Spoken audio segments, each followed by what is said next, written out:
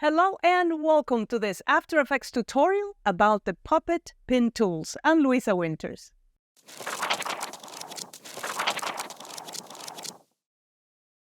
Here in After Effects, let me show you where the Puppet Pin Tools are. They are here. They're the Puppet Position, Starch, Bend, Advanced, and Overlap. So before we get started, let me just give you an idea on how this works. And I want you to imagine that your layer, whatever it is that you're pinning, is made out of rubber and it stretches. And you're going to grab a pin and you're going to pin it to a corkboard. And then you move that pin. Because it's pinned only in one place, the entire layer moves. But if you pin it in two or more places, then you are moving only one pin and the other two pins are pinning that layer to the position where they are, so it starts stretching and moving and deforming. All right? So do this with me. Create a composition, and now simply create a rectangle. I'm going to make it red with a white stroke, and this is what I have. And in fact, I would like for that stroke to be a little bit bigger. There you go. All right. Now, I'm going to grab the first one of the Puppet Pin Tools, which is the Puppet Position Pin Tool. And I want you to notice this. As soon as I click, there is kind of like a boundary box that appears, and then of course I see my pin. If I click here on that little checkbox next to the word Mesh, then I see the triangles that form the mesh. Because what is really happening is that the layer gets divided in triangles, and it is the triangles that we are deforming. So right now, my layer is pinned only in one place. So if I move it, there you go. There's nothing holding it down. So I'm going to undo that. Control or Command Z. If I pin it in two places, or better yet, in three places, look what happens when I deform this one. These two keep the layer where it is, and then I am deforming the triangles. See it? Now, I will undo that. Notice that there is something called expansion here. If I put this to, say, -3, and then I move, do you see how the outline of the original layer stays in? That's because I told the effect, so I told the pin tool that the mesh would be 3 pixels inside of the area that contains the pixels. So I'm going to undo that, and now instead of -3, I will have 3, which is the default. All right?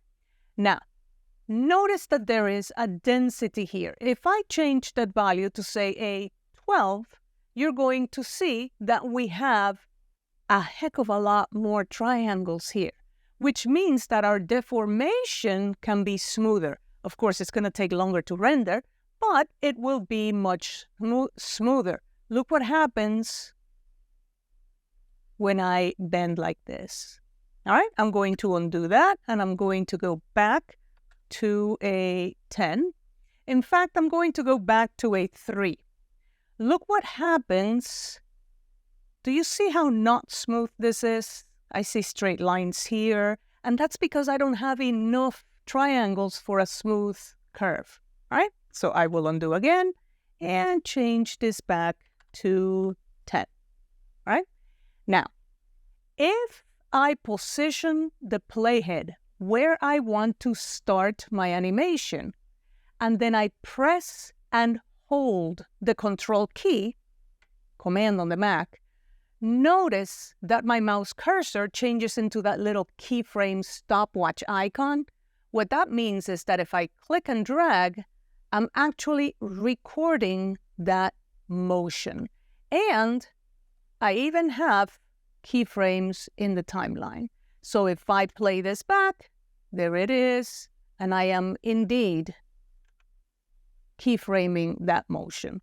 And I see now that 3 for an expansion is not good enough. I'm going to write a 5, and let's see if that works. Yeah, I think so. Nope, No, no. So we're going to do more. Let's do a 10.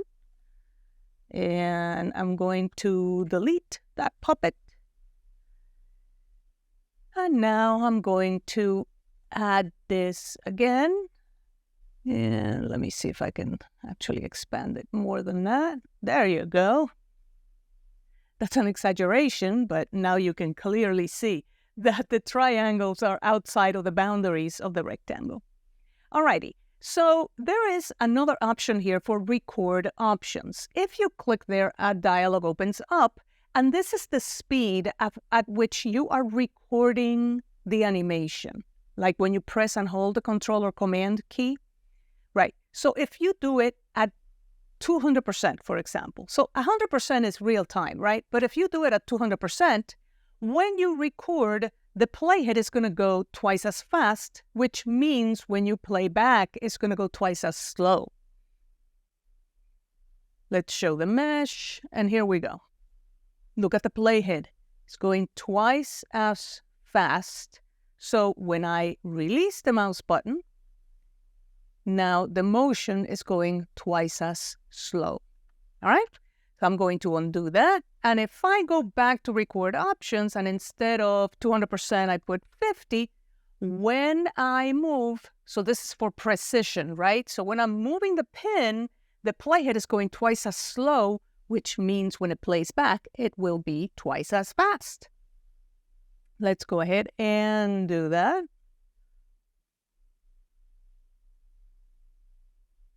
And there it is.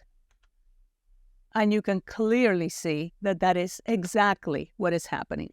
All right, I'm going to undo that, and I'm going to get rid of the puppet pin tools because I want to talk about a different pin tool now. In fact, I want to talk about the puppet starch tool, which is the next one. If I starch something, like here and here, I want you to notice that immediately, as soon as I put those two pins, do you see how these triangles became more dense in between those 2 points? Look on this side, 1 and 2. See how they are denser? Look what happens now when I use the puppet position pin tool. So 1, 2, and 3. If I deform this, those parts are a little bit stiffer. All right, so this is, relatively speaking, new. There used to be a puppet starch pin tool in earlier versions of After Effects in which you would control the influence and the strength of the starch. But now there are no options, but you can see clearly that it's happening automatically. All right? So I am going to recommend that if you're going to deform using the position or any of the other tools, that you actually add the starch pin tools before so that you can clearly see what is happening with the mesh. And yes, show the mesh. All right, so I'm going to go ahead and delete that puppet effect because I want to talk about something else. I want to talk about the puppet bend pin tool. Right, so I'm going to do the same thing, 1, 2, and 3. And I want you to notice now in the timeline that I have scale and rotation available for each one of my pins. And yes, keyframes were added automatically. And in fact, I'm going to move them to the beginning of my composition. Look what happens when I rotate. I'm going to rotate this one. See it? I'm going to rotate this one now. Look at that. And yes, all of these can be animated. And finally, the last one. But I don't just have a rotation. I also have scale. Look at this. Boing. Smaller, bigger. Doesn't it look like 3D? This is amazing stuff. I'm going to make this one smaller. And I'm going to make this one even smaller. Look at that. I love it. All right? So I'm going to go ahead and delete this only because I want to show you one more tool. And that is, let me go ahead and delete it. That is this tool, which is the Puppet Advanced Pin tool. if I just click in 3 places like we've been doing, notice that this one is coming with a circle. And if you look in the timeline, now I can control position, scale, and rotation. So I can rotate, and I can control scale like this, just using the circle. Or of course, I can also scrub these in the timeline, and I have the added position. So this is like an all-in-one tool, right? All right, so I'm going to go ahead and delete this. And I'm going to create another bar, this time longer and thinner. All right? I'm going to use either you can use either the Puppet Advanced Pin tool or the Puppet Position Pin tool. And let's just pin it in a couple of places. I'm going to lower this one here, and I'm going to bring this one. Yay. And this one, yay. Right, and I'm going to rotate them. There you go, like that. And in fact, I think I'm going to rotate this one like yay as well. And there you go. So I have something like this. Now, I'm going to zoom in just so that you see what's going on. This side is above the other side, and I don't want that. All right, so I don't want for this side to be above, so it's like this, and I want it to be like this. That is what the Puppet Overlap Pin tool does. So now I'm going to select the Puppet Overlap tool, and I'm going to select the layer, and we are going to see that the original shape of the layer appears in here. I'm going to apply the Puppet Overlap tool here on this side, so on the left. And now we are going to see the overlap here in the timeline, and we can change now position, in front, and extent. Let's change the extent. You see how as I increase the value, more and more of these triangles are selected? Now I can change the in front value, and voila, I have it now the way that I want it. Now that we have the basis of the Puppet Pin tool, let's just use it in something other than a stick. So let's go ahead and import a file that we have in the exercise files under the Illustrator files, and the file is called girl.ai. And let's just import it as footage because it's going to be one and only layer. And let's create a composition. Let's call it girl.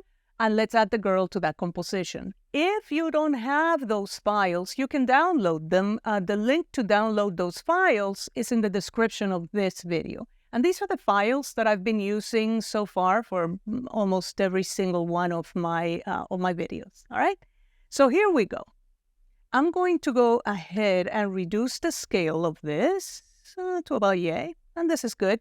And now I'm going to use the Puppet Position Pin tool, and I'm going to pin her here and here, and at the top, at the knee, and at the bottom of each leg, at the top, elbow, and bottom of each arm. And now we can simply start animating. So press and hold Control, and I'm just going to bop the head a little bit, like that, not too much. Now the arms, the other arm, the leg, and that leg.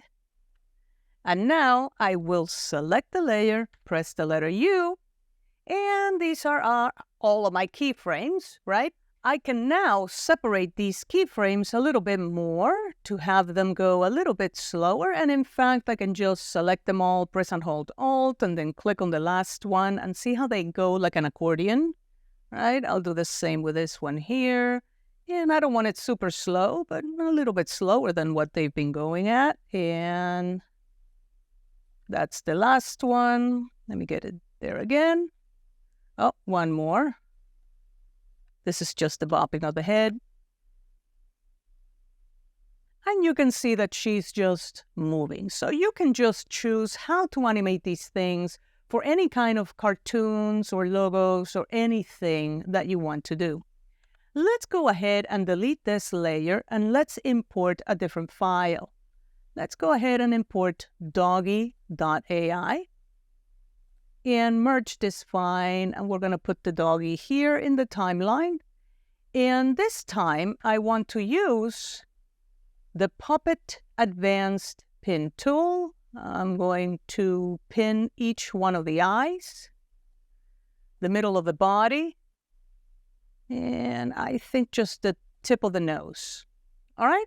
So now I will animate the tip of the nose, like yay. And there it is. No, I don't like that. I'm going to undo that. I think I'm going to use the Puppet Position Pin tool, and I'm going to pin the top and the bottom of each leg and also the body. And now, that's what I'm talking about. So the dog can be sniffing like this. That's awesome. All right, and let's see what that did. I love it.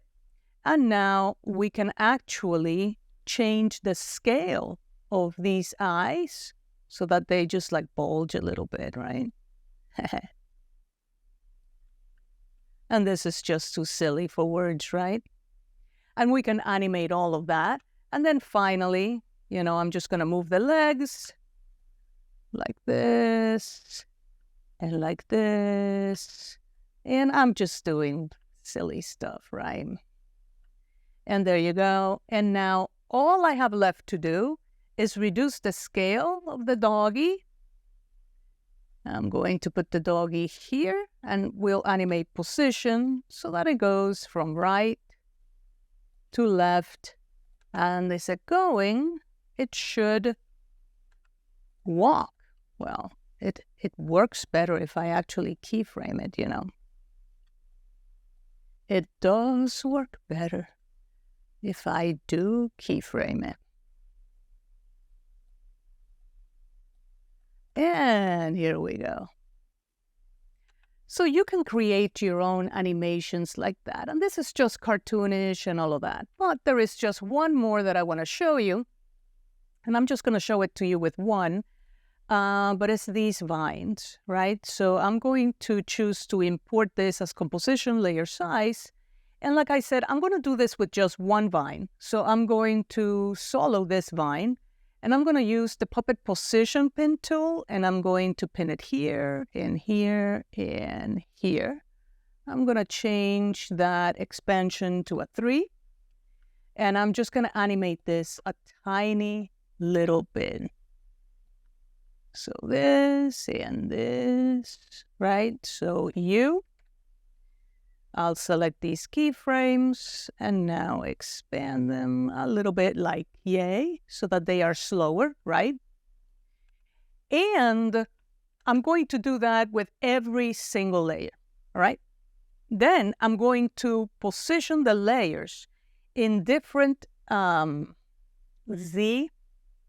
position for 3D, something like this. So P for position, like the bottom one is going to go all the way to the back, and then subsequent, they're going to become closer and closer to the camera. I'm just going to add a light, and with that animation, and I'm going to finish this with a background, I'm going to be left with something that really has depth and is a heck of a lot more original than we have seen these puppet things to be used.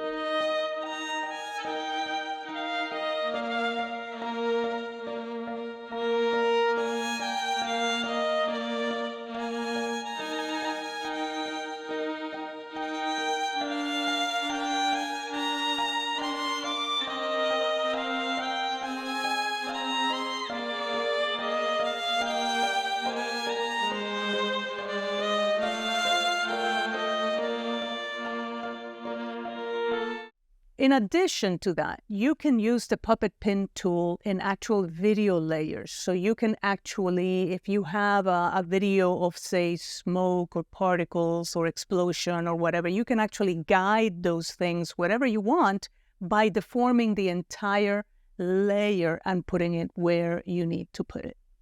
All right, so this brings us to the end of this tutorial on the puppet pin tool. I hope you enjoyed it. If you did, please don't forget to hit like and subscribe. And thank you for watching, and I hope to see you next time.